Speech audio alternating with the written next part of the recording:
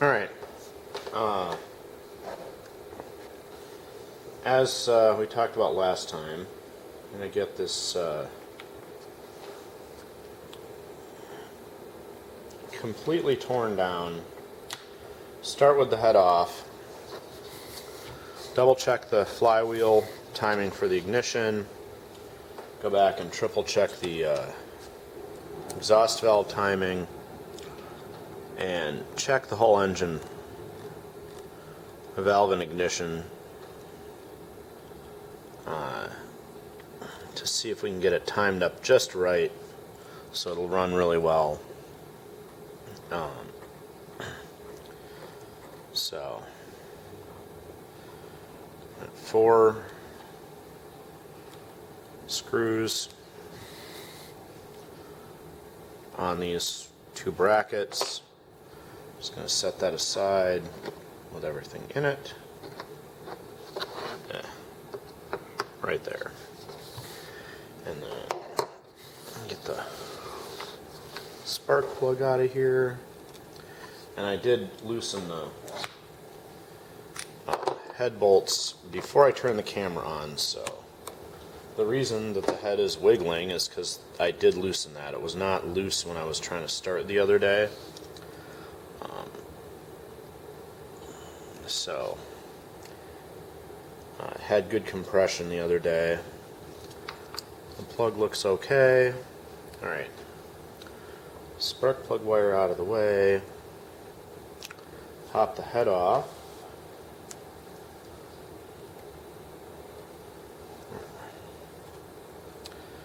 Remember to do this left-handed so that I'm not blocking the view of the camera for you.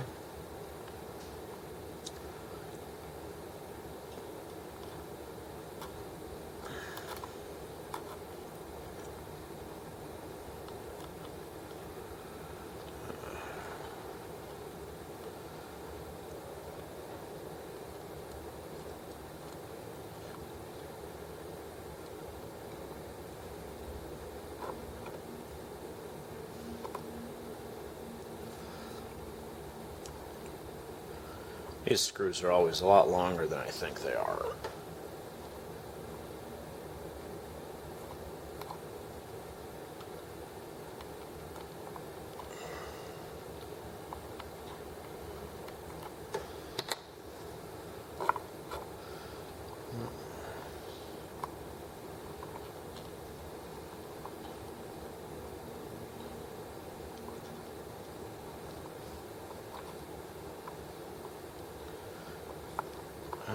That one is the one. There we go. Finally got them all out. A lot of oil on that gasket. Drop all his head. Yeah. A lot of oil on this gasket. So we'll grab our rag and wipe that gently off. Debating whether to pop these valves out and look at the seats, but so I can't. Well, let me get a flashlight. See if I can peer in on those seats with a flashlight. There we go.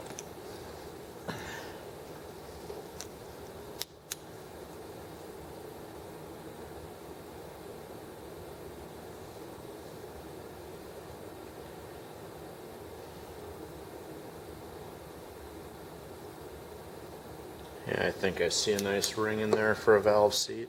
It's got compression, so I don't really think there's a problem with that.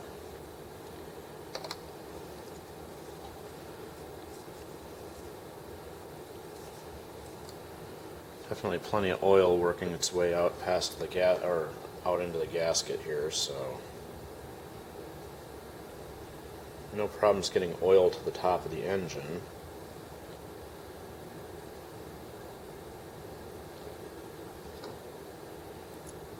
Careful not to bend that.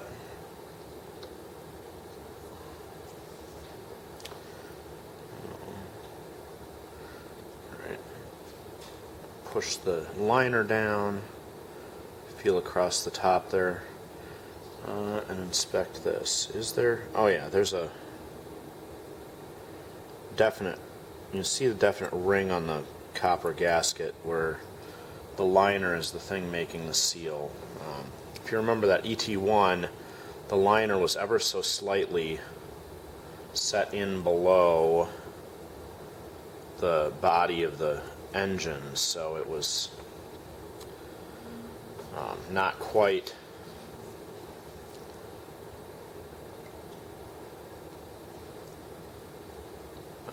okay. So it's not quite sealing properly against the liner. It was letting compression leak around the liner. So let's see now. We got, okay. We can see that the piston going up. This is top dead center. That is square across there. Now I need to get some batteries in here.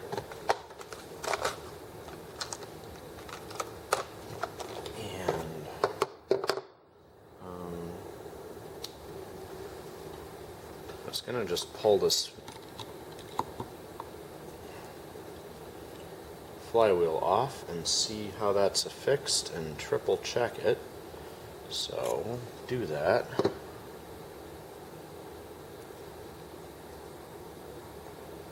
Alright. Well, I definitely have the grub screw out, but it's not coming off of there. Maybe I don't want to deal with that. If I do, I have to get myself a hammer and find a punch that can go in there. As you can see, the inset behind the starting cup is where I'd have to punch or get a gear puller to get this flywheel off. So I guess we're going to call that, I'm going to put the screw back in, snug it up, and then triple check that ignition with the head off, so I know exactly when top dead center is. Alright, batteries.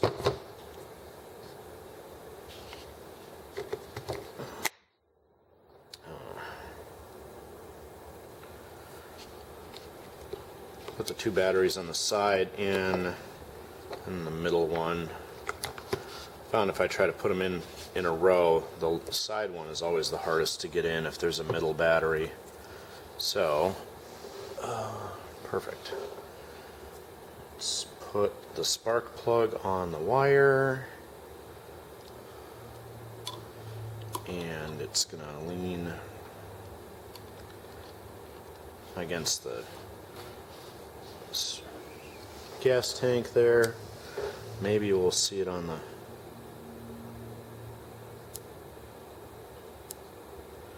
Alright, this is the correct direction. Hold the liner in place.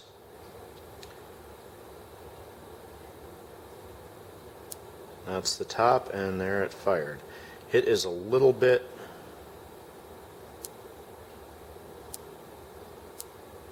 it's about right. If I was going to guess, I would guess it's just the teeniest bit retarded in timing, but that is okay, because this engine is supposed to run really slow, so we definitely don't want it too advanced or it'll lose a lot of power. Alright, well, we'll call that correct. And then that's our top dead center.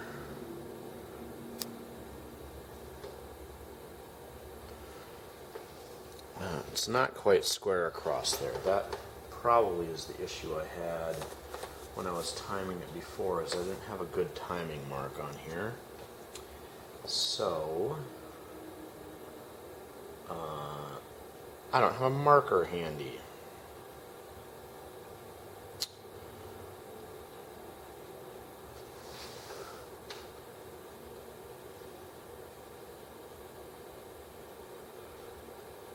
However, this edge of my bit of tape here on the flywheel lines up straight with these two bolts that fasten the cylinder onto the crankcase. So we'll use that for our timing mark, which is convenient. I'm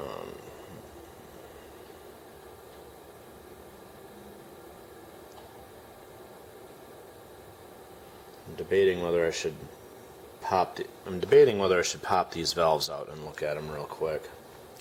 You know, we've got it apart, and so we may as well.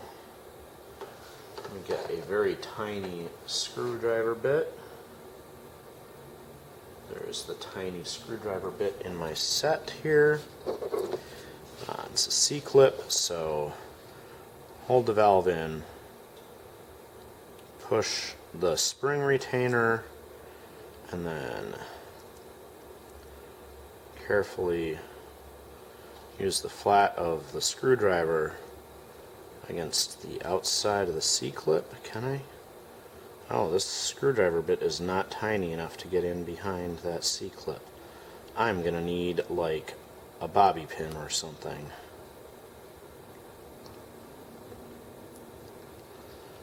Alright. Oh.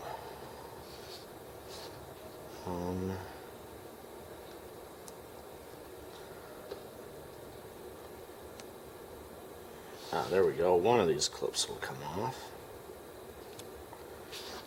And as always, be really careful not to lose that. Retainer, intake valve spring, intake valve.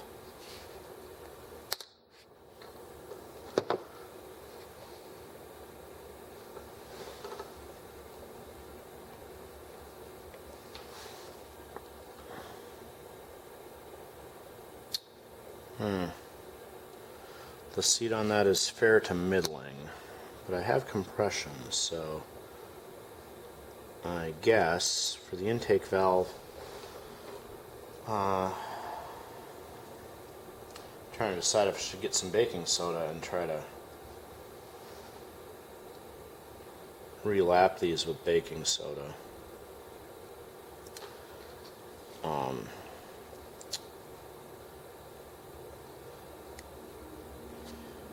You know, it had compression.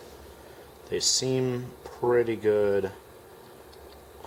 Relapping these tiny valves is going to be a project.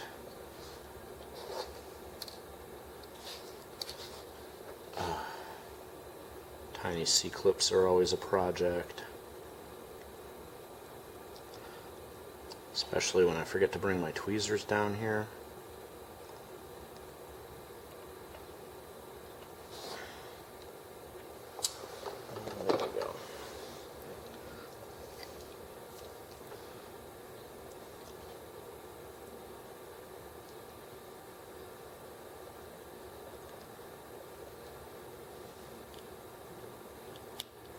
Go. Gently popped that back on. Make sure it's in the recess, because this spring keeper has a recess for that C-clip. So very well, nicely designed little piece. So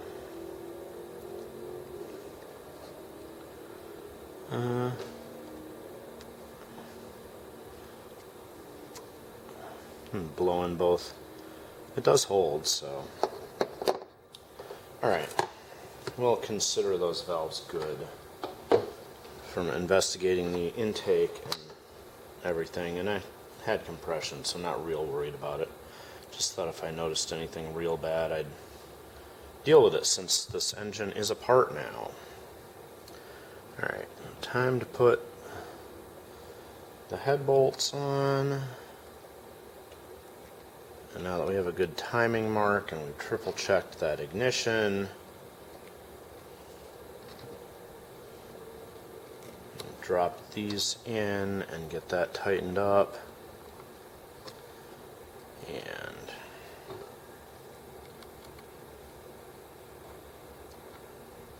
this, of course, is all stuff that if I had, just done it the first time when I suspected there was a timing issue on this engine, it would have, you know, saved me a lot of frustration trying to get it running, but hope springs eternal, and if you don't have to tear it all the way to the bottom and start over, although I should have just done that the last time I took the head off this engine, but it's like all these tiny engines. The fiddling to get them to run real well is most of the entertainment. So, finger tight all these, and then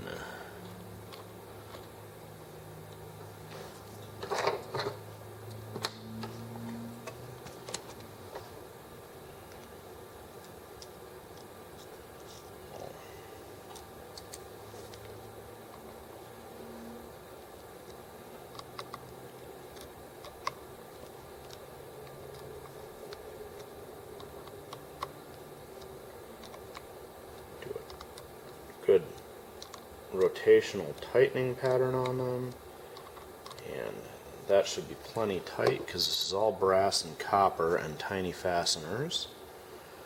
Now we'll leave the spark plug out until we get it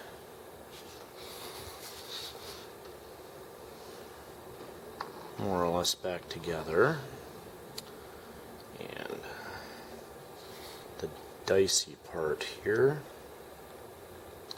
make sure that the valve lifter is on top of the exhaust valve, and then I need to get my tools together.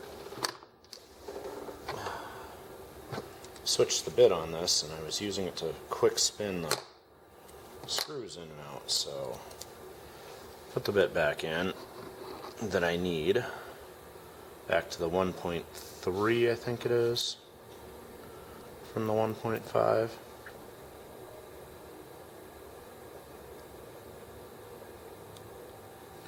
There. So, making sure this is on top of the exhaust valve where it belongs, and then just hanging off the side of the engine with the valve train.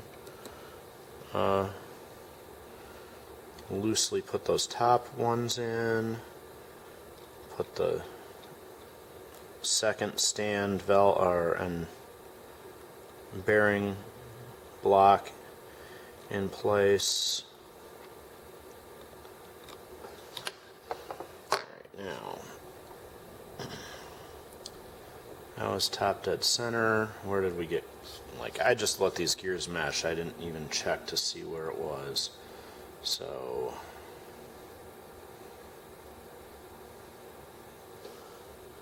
that's roughly bottom dead center, but I've got full open on my valve here, so we'll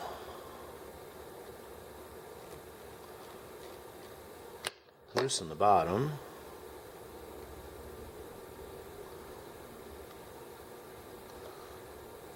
I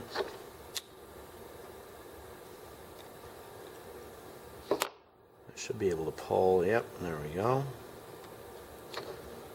Turn that until our lobe is in a better spot, and then put that back together. Alright, so I got, turn this correct direction. That's roughly top, that's all closed, and an intake to bottom, and a compression to top,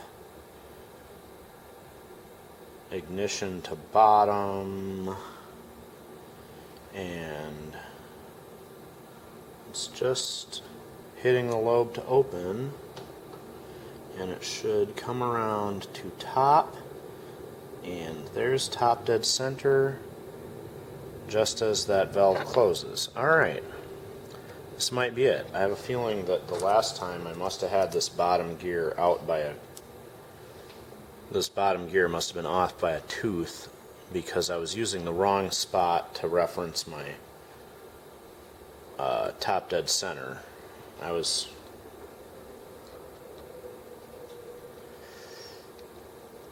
So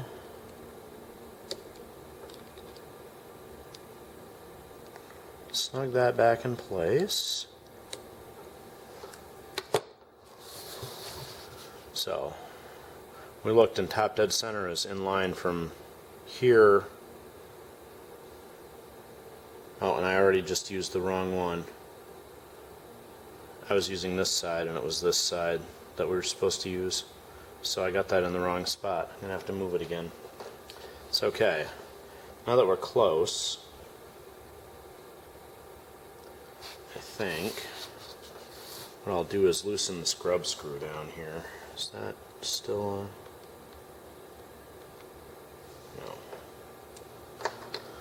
No. That grub screw is like a 1.2? No, 1.3, 1.5, and 2.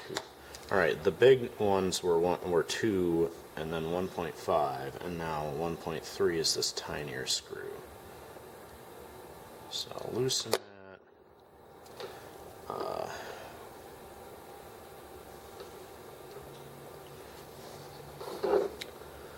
Alright, this is our top dead center.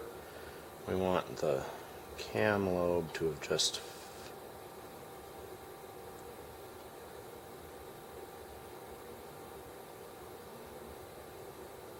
fallen.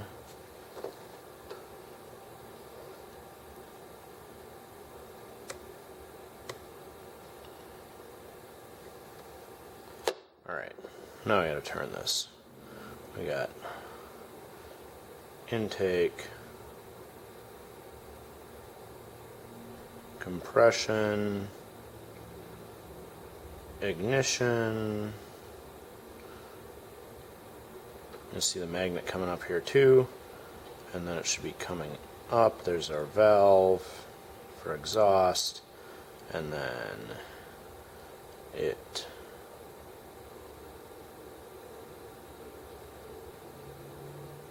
just closes as we hit top dead center. Alright, we'll try that.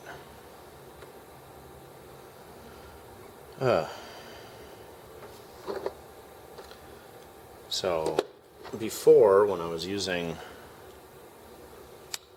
the level on the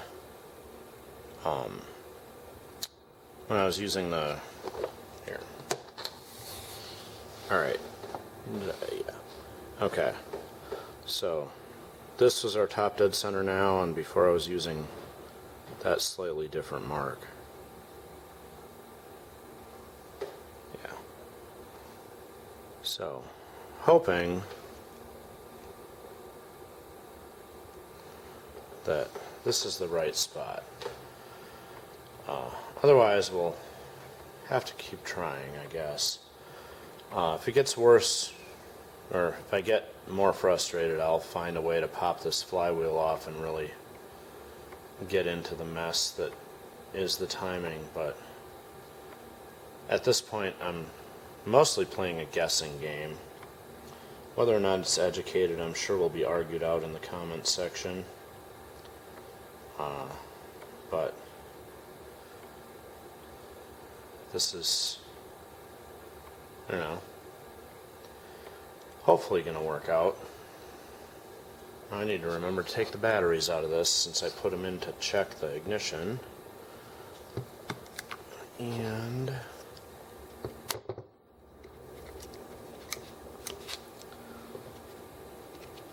there. Okay. Batteries out. We'll see when I have a chance to try this out. Another busy week for me. I've been on vacation. I was on vacation last weekend. I'm on vacation this weekend. It's the holidays. It's just what happens. So, see you next time.